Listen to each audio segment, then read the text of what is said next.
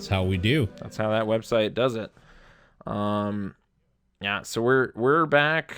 We're here talking about Day of the Dead, George A. Romero's third film. Okay, yeah, I'm down. I'm just Bub. I just watched it recently. Bub's great. Bub's really good. Yeah. It's arguably the only thing that's worth remembering of that whole movie. That movie's kind of lame. I kind of like the whole cave thing, though. Like that base the they idea. have. Yeah. Nothing happens for too long, though, is the problem.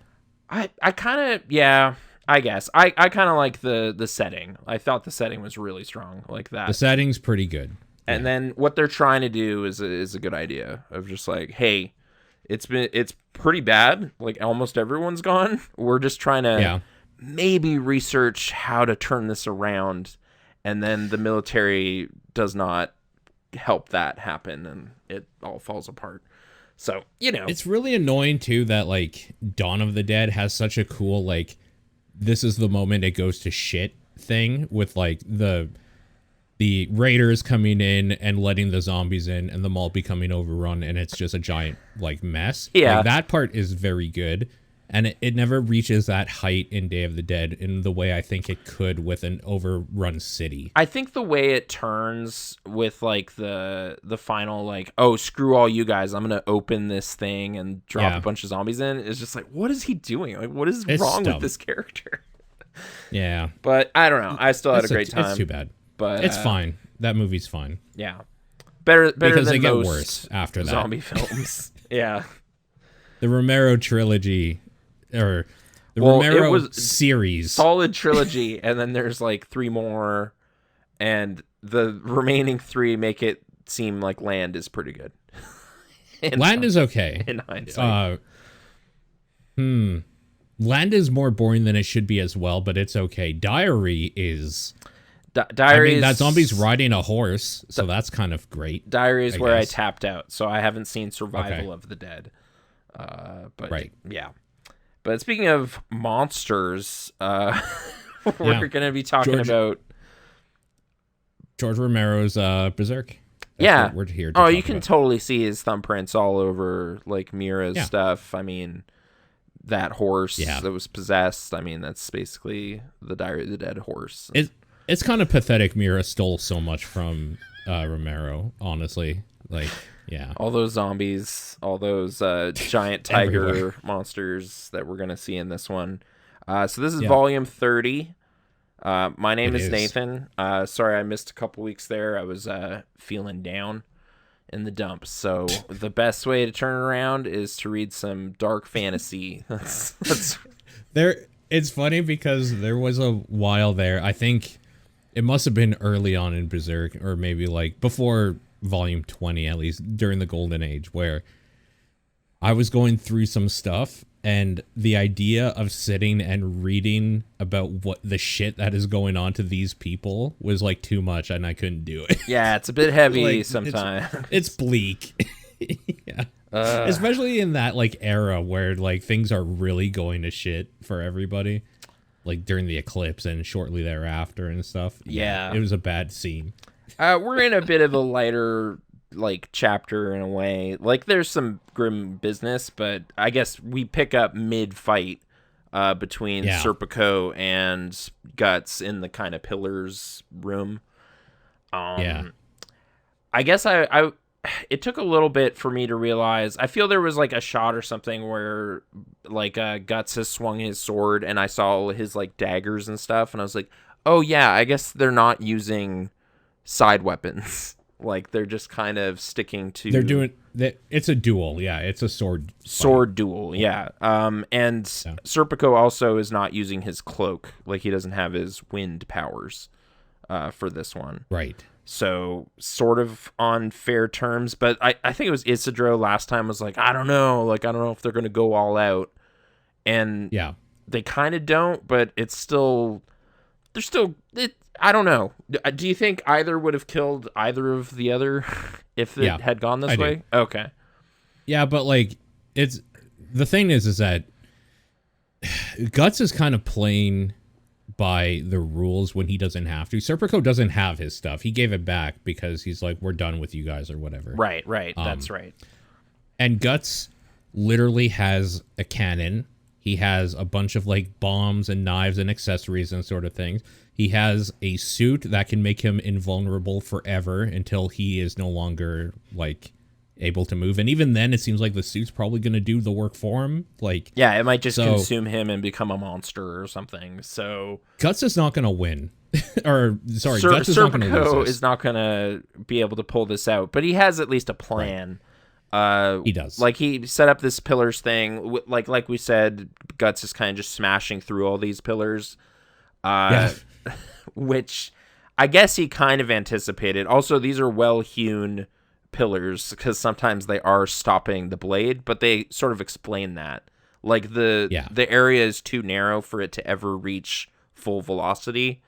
So he can't swing as hard as he would normally. Yeah, he's limited in movement here. So I guess Serpico's long plan here is like, hopefully, like I know he's going to smash all these pillars, but that's going to make the ceiling fall. And when that happens, that's my one chance to like really land the blow.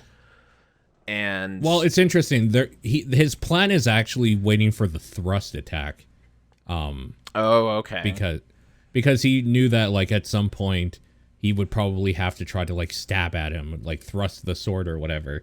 And there's like this kind of cool moment where he planned to basically like cut his hand or his arm or whatever during the thrust attack and like dodge it.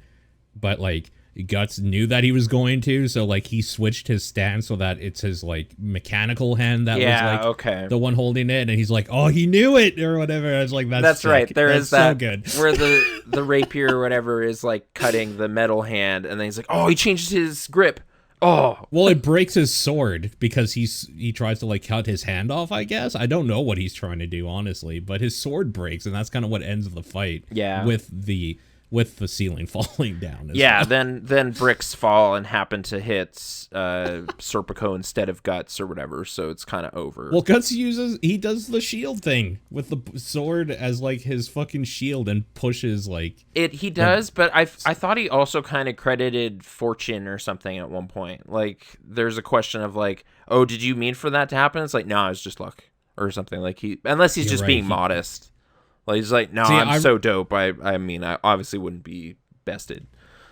No, I read that because what Isidro asked, would you have killed him or whatever? And he's like, well, like just by luck, I didn't have to. Like and the fight ended without death. Oh, or whatever. Okay. That's how I read that, but maybe. Either way, yes, Guts is lucky, apparently. Yeah, and they both get out of this. I guess my concern about like, I don't know, we're getting late in the series. Like we could off a major character here. They don't do that, so that's fine. AKA Serpico. There is no way Guts was dying here. Oh yeah, for sure. Sorry. Yeah. It's like no, it just becomes the Shirka show. It's kind of awesome. That would be kind of sick though. Like that would be such a weird. I do like some of these other characters, but yeah, it's not gonna do that. Okay, so the fog is settling in on the city. We know like it's about to go down. Monsters are gonna happen. So, and yeah, it's at kind of the Van Diemen party, right? Like there's all the high society people, and suddenly a giant tiger appears and like eats people, which I enjoyed. I enjoyed the shot of like light finally enters the scene. Like nobody knows what happened. Like it's all dark, and then it, like these two maidens are just kind of like, what happened? And then light lights them up, and they're like covered in blood. I was like, that's pretty good. That's a nice like some horror lord movie. Heads are just like on the ground or something. Yeah. Yeah, a lot of lords die here. Oh, I don't know what happened here. I think at some point they're like, wait, why are you guys here? And then the joke that Puck is dropping is like, oh, we're here for some banquet food. And there's just Tupperware. He just has like branded. Oh, really? Branded Tupperware. Notice. Yeah, I just wrote Tupperware shout out, and I was trying to remember why I wrote that. But yes, they talk about like, oh, I'm gonna load this up with some banquet food or whatever. Which is not the important thing happening in that scene at all, but it just stood out to me. That's pretty good. Yeah, pretty good. The important thing is that Farnese steps up to try to like stab the lions or whatever, the tiger with the she remembers that like silver is good against demons, so she grabs like a candelabra sort of thing or whatever and like stabs it. Yeah, that's right. And she doesn't shy away from getting in there a little bit. It was cool because she's been useless for a while, and this was her like doing the thing. She's like, oh no, I'm getting in there. I'm stabbing this lion thing. Is it also in this volume where there was kind of this like weird moment where like Roderick and her brother Magnifico or whatever are about to like introduce, like they're about to like drop the crazy news they have planned? Yeah. Yeah, it's in this one. Like right before this happens, I think. Yeah, right before like the windows smash open and like kind of save this awkward moment for them, but they're just like, yeah, hey, we got some crazy giant family news. Wait, yeah. Where is she? And then like Farnese has just kind of wandered off looking for Serpico. Yes, so that's right. Which her mom had basically said like, oh, she's not gonna like, she's gonna screw this up somehow, like she's not gonna make this work the way you think. Right. But then moments later, all this craziness with the tiger. Also, sorry, I forgot to mention this note. I think they at least sort of justify why Serpico was going all out and trying to stop Guts. It seems like he is fearful for Farnese's safety with the... Like in the long run. Like the all-consuming armor and everything. Like he's like, we might all be in danger if we hang out with Guts kind of thing. Like this could go bad. It makes sense too because he was the one saying, I've heard stories of berserkers on the battlefield and how like blah, blah, like a few volumes ago, he was the one saying like, listen, he's actually a huge threat. Yeah. Like, this is bad. So he's sort of fearing for Farnese's life and trying to prevent this dark future. For all of their... Yeah. All of them. Yeah. Yeah. For sure. Because, I mean, whatever. Guts is a demon at this point. Like, he's not one himself. Like, he's not an apostle or anything. But he is harboring some, like, a nuke, essentially. Yeah, you're kind of like trusting him with like being able to keep this in control and tamp it down, but you know how all out he goes when he goes berserk. So it's a little dangerous. Take a shot. Yeah. One of the minor things in here that really made me happy is like they all reunite and this crazy bedlam is going on, like these tigers and everything. But, like, if you look at Shirka during this reunion moment, she's just totally happy. Like, she's just smiling. Yeah, she's stoked. Yeah, it's just like, hey, man, we got the band back together. It's like, there's, like, 50 dead lords. And it's like, whatever. We'll take care of it. Like, this is good for our, like, fake family or whatever. It was kind of cute. It's a good moment. It's nice seeing Serpico back with his shawl and whatever and kind of flying around. It brings back... a thing that I don't feel we've seen in a while, which it's my favorite. They're poochieing it, and it's my favorite thing. Like, every time Guts is around, we need everybody that doesn't know him to comment about how cool Guts is, and they do that all the time here. Oh, yeah, like all the lords and stuff, too. It's just like, what's he gonna do? Like, that thing's huge. And then he cleaves one in half, and there's like, whoa, that guy's so talented. Yeah. Yeah. Yeah, and then like a bunch of them are just saying like, "What army is he with? He must be with like I must have him for mine or whatever." Yeah, all these leaders want him for their army. You're right. There is a lot of that. It feels like it's been forever since it's been like every time Guts is on the screen, people need to be saying how cool Guts is all the time. Yes, it's great. And it helps convey how fast he's going and all the crazy moves he's doing because it's just like, wow, I can't even see the blade. This is amazing. Yeah. I love it. I love it so much. And also these are like, these tigers seem scary to like maybe you or me and or a bunch of the 1% or whatever. Right. But like Guts is able to kill them. So it's kind of fun watching him just murder shit again without like any stakes. Right. Because we get just like the one initially and he just cleaves it immediately. Just cuts it right down. Done. And then like 4 more or something come in and he starts tussling with those. Yeah. Farnese gets kind of an upgrade here. She becomes the mistress of the thorn snakes, which I thought was a fun sentence. Like, yeah. What is it? It's like it's a familiar. Yeah, Shirka's made some of her own familiars, and it's like these weird, tenderly like spiky plant things that are alive. It's cool. Yeah. Yeah, it's cool. She made them because she she was like, we need like some sort of magical edge against living beings, like things that are of flesh, essentially.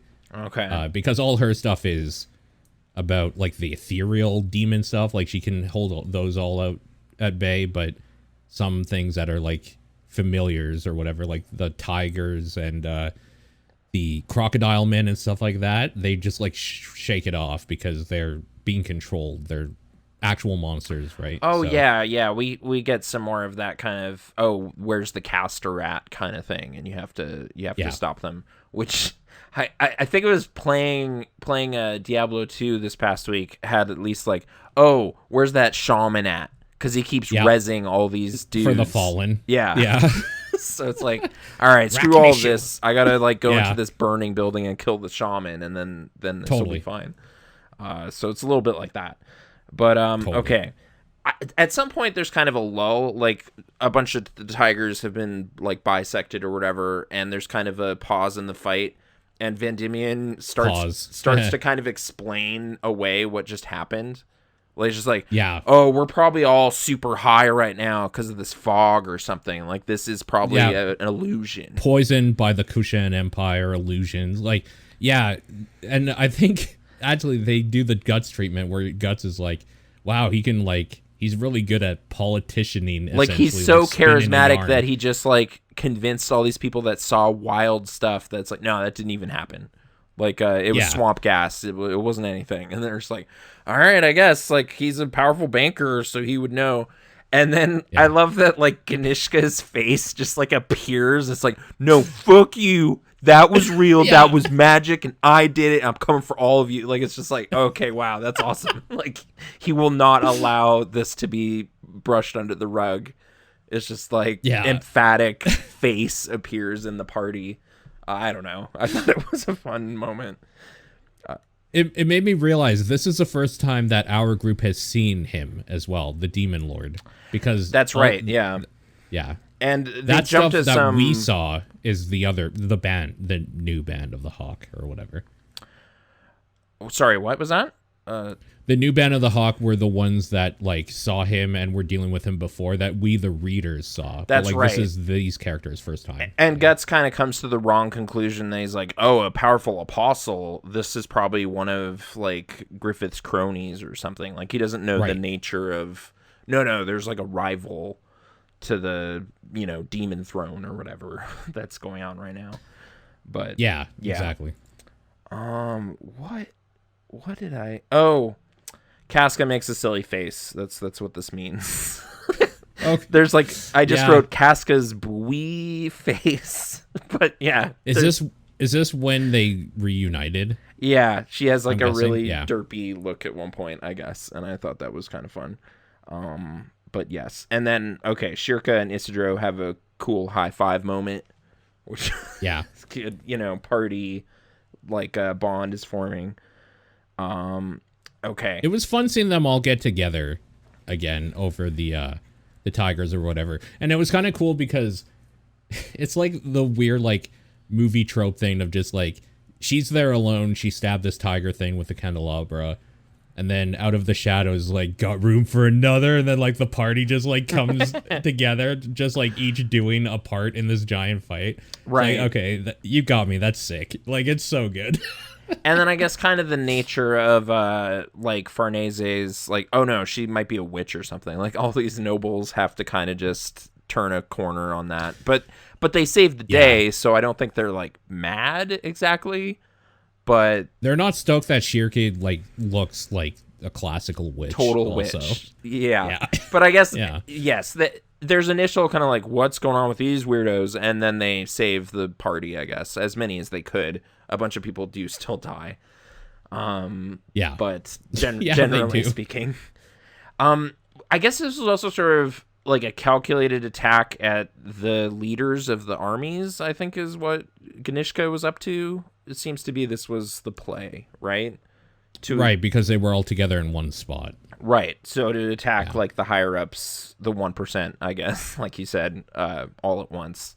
And I guess they're armies that are visiting and like maybe not the war hasn't like officially started. I think they're going out in the morning, like the next day. Yeah, this is sort of a Pearl Harbor situation, but with magic tiger monsters and alligator men.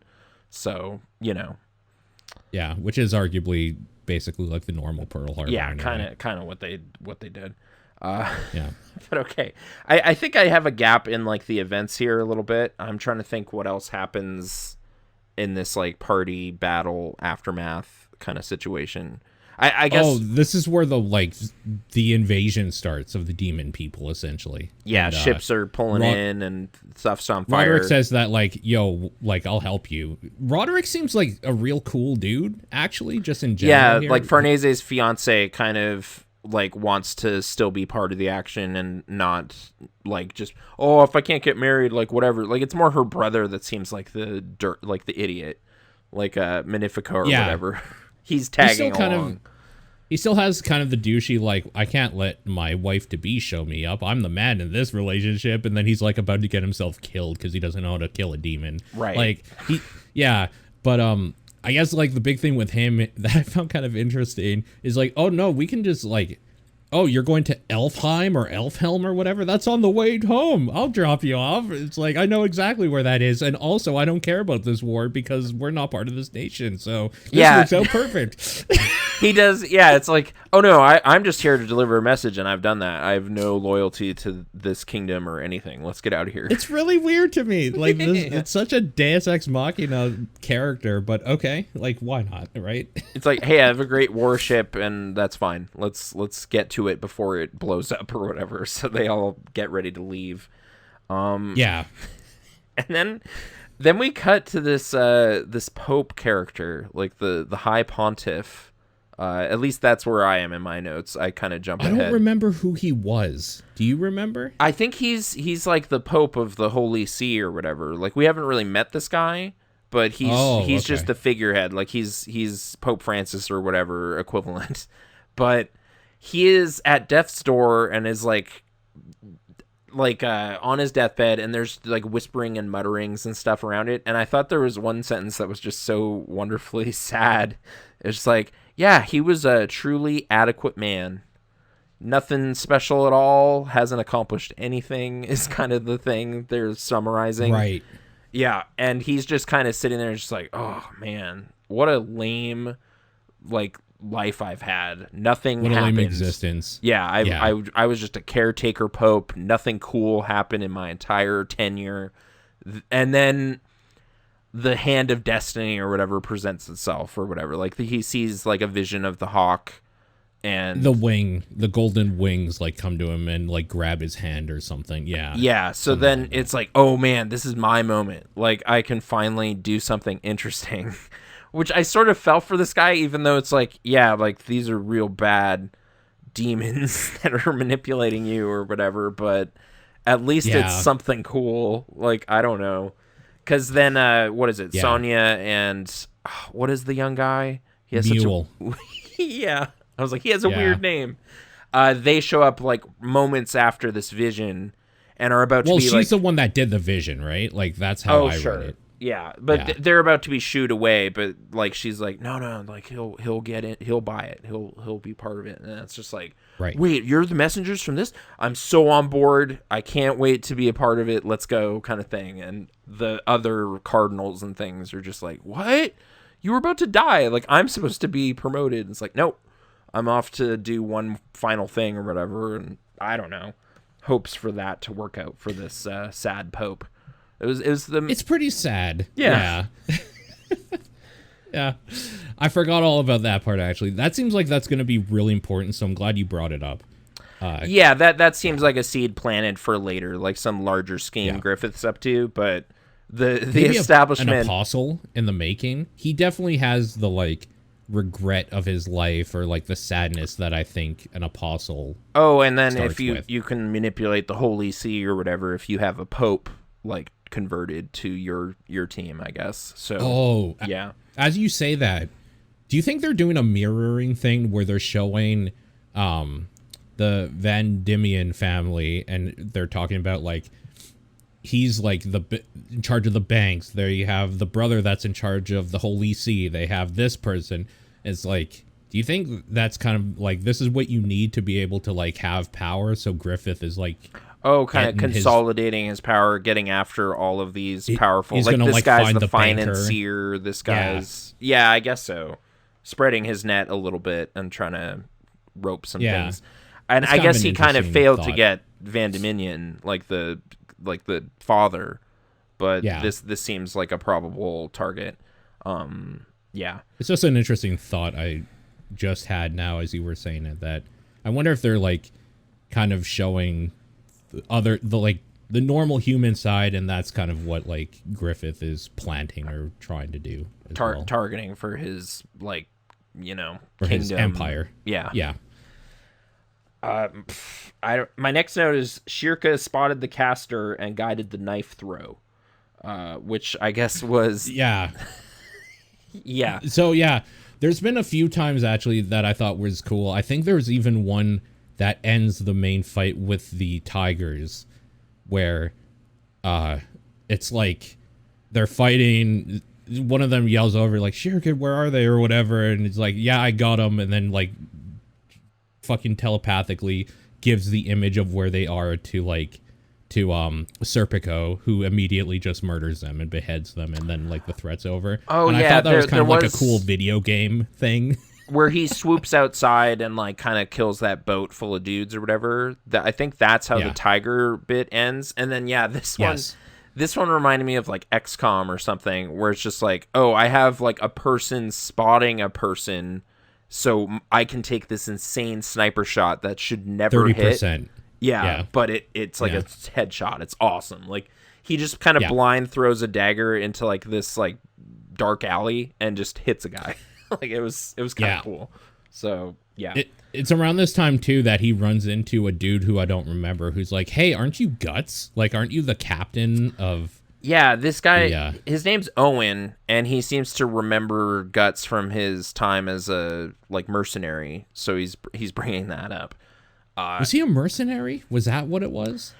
I don't know if it was just the fame and repute of the Hawks during that period, like I'd have to go back and read it again and be like, oh, there's that minor character that noticed him or whatever. But yes, he correctly knows who Guts was, but Guts is kind of evasive about it. It was like, no, I don't know. Like this, like I forget what he says, but he sort of brushes it away. Of just like, I don't know if he straight up says like you think of somebody else because he's done that before. But he's kind of dodges the question, and I'm assuming that guy knows though that's indeed who he saw. But he asks, "Do you know where Griffith is now?" And Guts says something like, "I wish" or something. Yeah. And then he stops himself and says, "No." Like, there's an odd thought train that he kind of knocks off. But yeah. Oh, so he doesn't really deny it then. He just, like you said, he like skips out on the question, right? Like, no. Yeah, it's not a direct answer, but I guess you could infer like, it must be that guy based on what he said. But okay. Oh gosh. Next I have kind of like another one of those giant sea monsters attacks. The weird elephant thing. Yeah. Another one of those. Yeah. Giant trunk thing. I think they hit it in the eye yet again and kind of dice it a bit. I mean, they leveled up from the last time, so that fight's easier now. It's on farm, as we say in the MMO business. I think it's also like Guts still though is weakened in general. Like he shouldn't be doing most of this stuff. And he's trying not to tap into the like a berserker armor. There's a moment where he takes like a full hit. Like it was like, oh man, Guts just got squished or something. But it's like, no, it was a means of like getting inside a building and upstairs so he can do like a downward attack, like a stab. He Dark Souls'd it, yeah. He totally Dark Souls this thing, yeah. We're at the point now too where Mira might have actually stolen that from Dark Souls instead of the other way around. Oh, is it? Are we past like 2009 or whatever? Let me see. We're pretty far in, yeah. So, or this was in like one of the Kingfield games or something, I mean, are we on volume 30? 30, yeah. Okay, we're not quite there yet. We're at 2006 for the original. Okay. I mean, Zelda 2 kind of has this, and thus Smash Brothers. Yeah, fair enough. Like Link's downward stab. But yeah, it's very effective. He gets its weak spot or whatever and drops this thing. Yeah. That's honestly the last note I have. I'm trying to remember if this just kind of fades out on them still trying to get to the ship and whatever. It does. They kill that thing, and they're like, they say something like, we got to get out of here or whatever, and then it ends. That's the end of the manga. Okay. Of this volume. Yeah.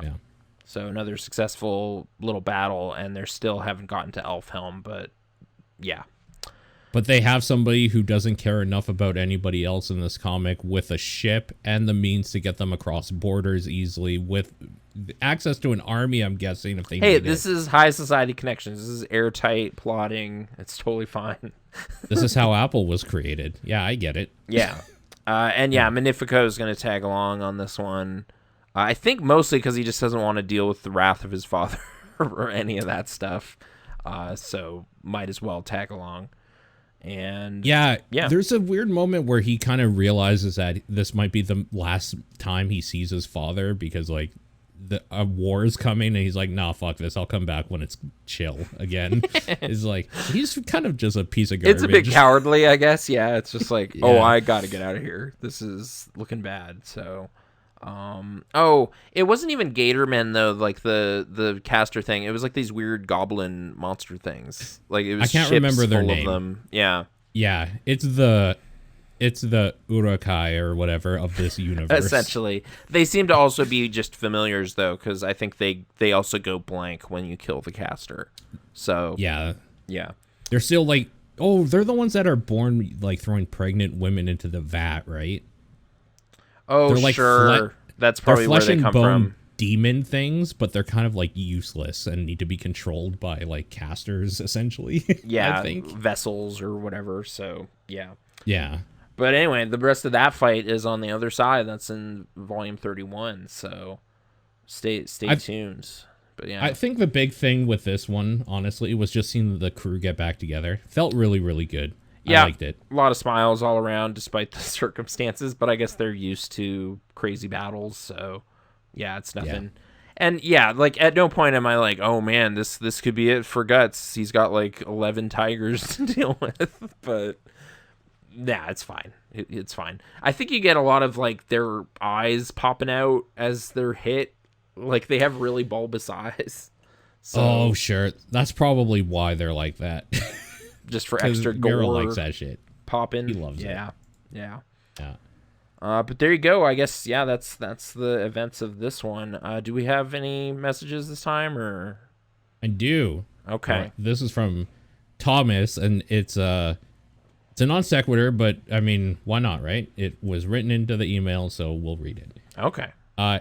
It's entitled "Congrats on your sumo results."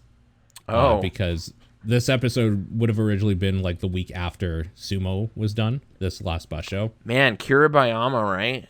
Didn't see that coming. That was like true dark horse craziness. But I definitely didn't see it coming. But I basically had given it to Daisho at that point. But anyway, what's the message? Hi, Paul and Nathan. Email is not Berserk related at all. During the March bus show, tenuous. Yeah, true. During the March bus show, Paul was determined to beat you in the Fantasy Sumo League. He may now flaunt his victory on air. Happy Berserk King. There was every night. So every night I would do the recap like on stream with the community or whatever, like so we could all chill out and talk or whatever.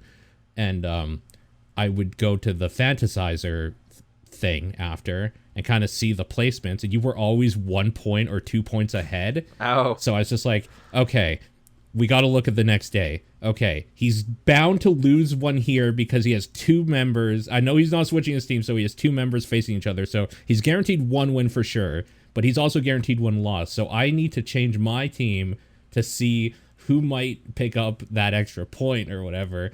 And by the end, I think I got one more than you.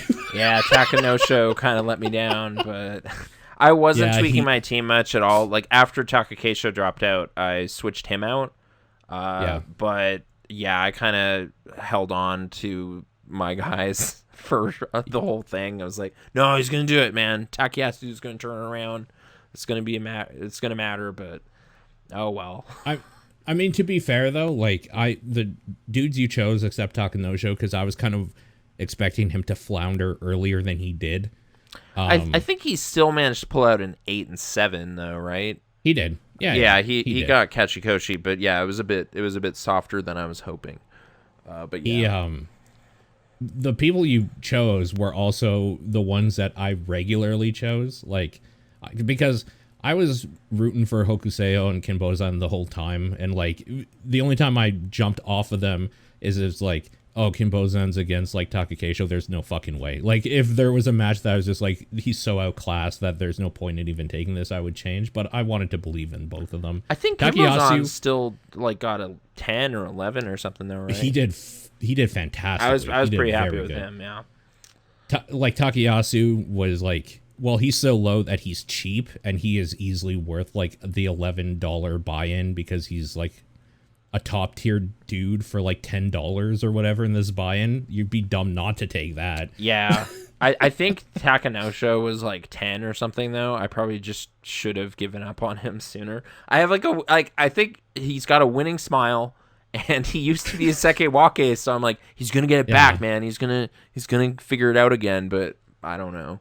It hasn't happened. I think I have a lot of precognitions about a lot of dudes who just aren't going to do it again or can't do it again, and I need to let it go. Like, I need to let them go.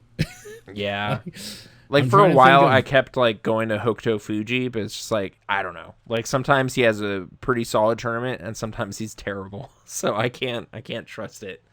When I started watching, Takara Fuji was, like, pretty okay.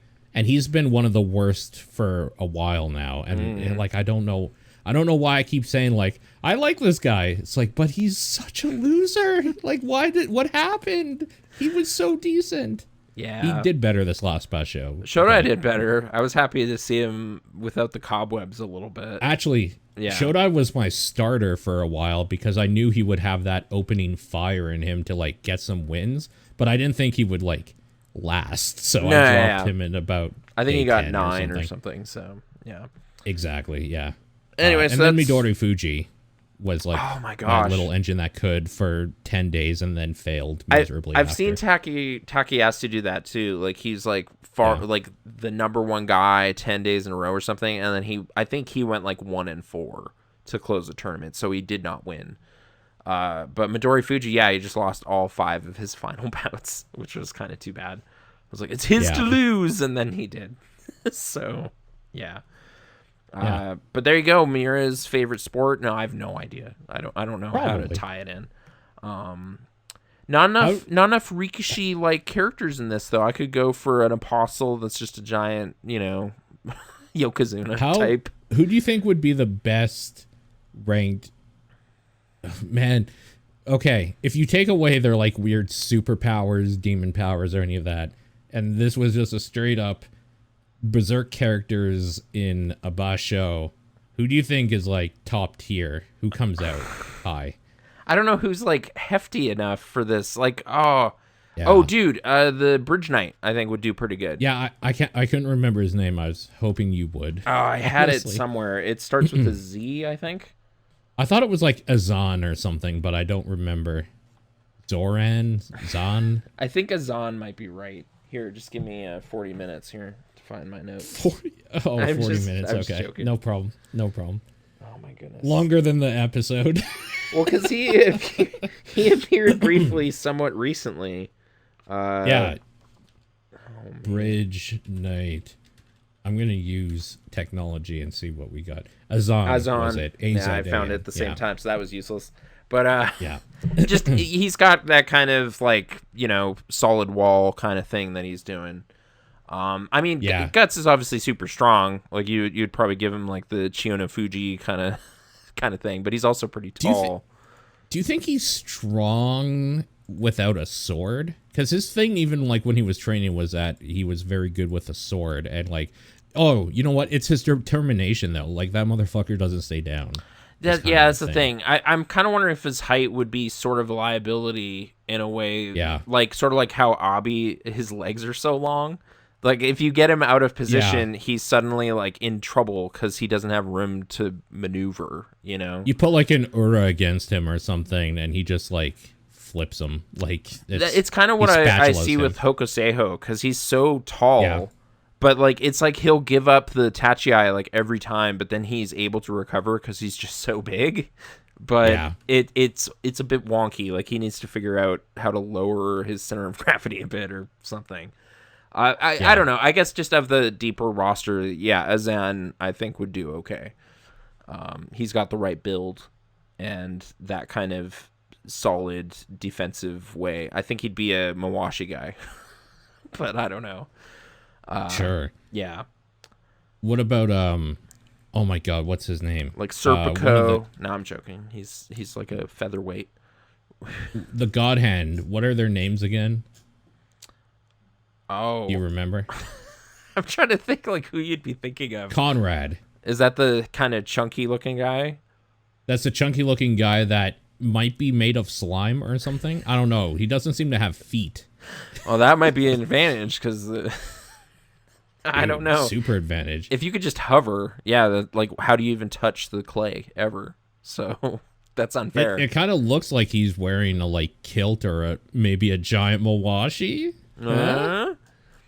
All right. Do you have anybody in mind that, like, who was that big guy in the Band of the Hawk, like before the eclipse and everything?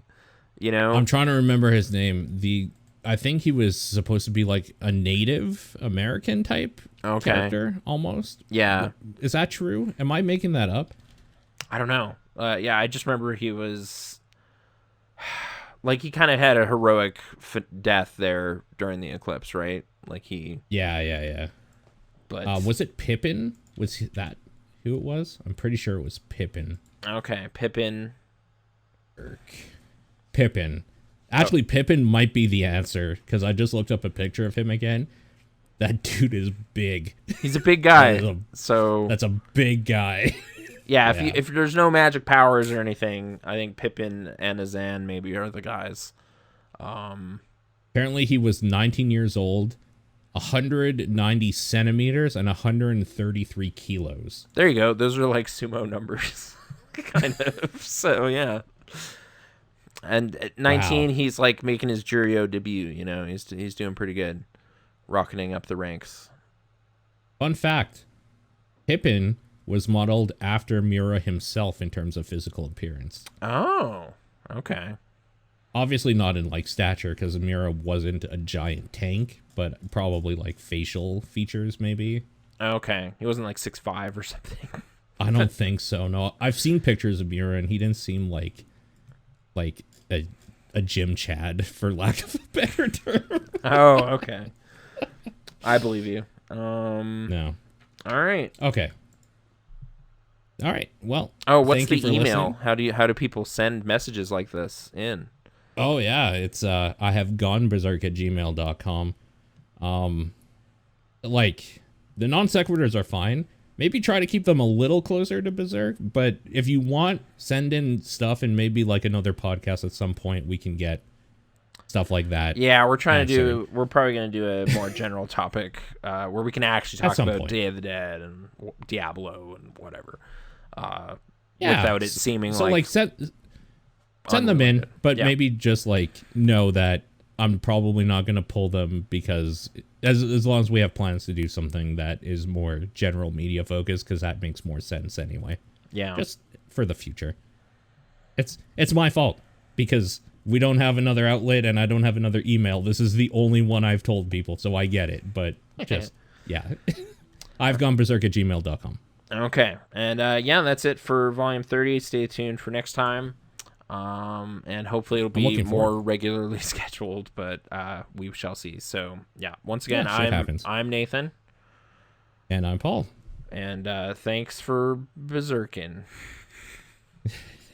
You know what time it is, berserking time. Yep. All right, see ya.